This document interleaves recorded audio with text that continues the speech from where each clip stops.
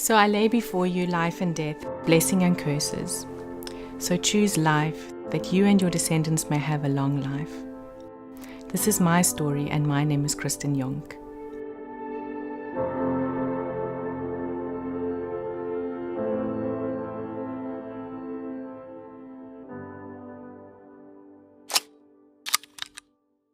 And I just started weeping before the Lord and saying, I choose life. I choose life. I choose a life with you. I choose life and light, and I want to move away from darkness and hurt. So that was my decision. I was 21. At that point, we went back to the same church that we were at, and I started going to a home cell, and I met this guy.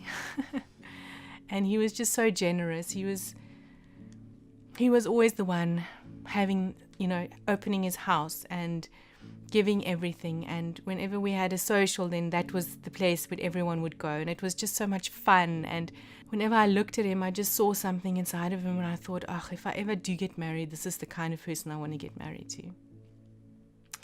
So our relationship went on as a friendship, really deep friendship. And we did a lot of things together. One of the funny things that happened were he said he wanted to go play golf. So I said, okay, well, I'll come along. And he was quite a serious golf player. He played at least 4 or 5 times a week. So I went along, and it was raining. It was pouring, and we were soaking wet. And when he finished his first 9 holes, he said to the guys that he was playing with, no, well, he's going to take me home. He can't play anymore. And only afterwards I found out he'd never done that before. He'd never walked off a golf course even though it was raining.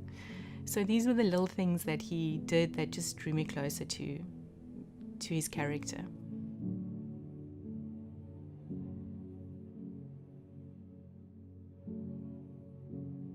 So his name is Quintin, and we were in the same cell at church.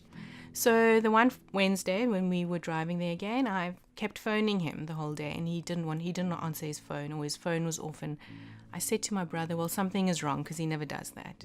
So can't we just go past there and see what's going on? And my brother just said, no, we're going to go through. Just leave him.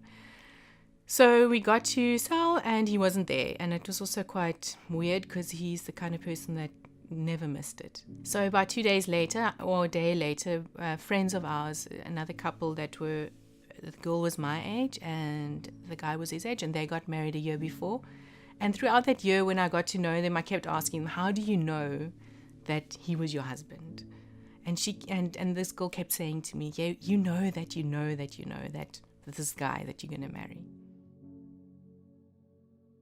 They phoned me and they said, don't I want to come over and just come visit? And she was busy doing her driver's license, so can't I take her for a driver's, just for practice? We got in the car, and she said to me, so what do you think about Quintin? So I said, well, he's quite a nice guy, and I quite like him, and he's got a lot of character traits that I would really find attractive and I would really like in a husband. And I said, why? What's going on? Because he's not answering his phone. And she said to me, well, he got this news because he wants to buy a house. So I said, well, what news? And why can't he tell me about it? And she looked at me and she said, well, he just found out he's HIV positive. And I looked at her, and the first words that came out of my mouth were, but I know that I want to marry him.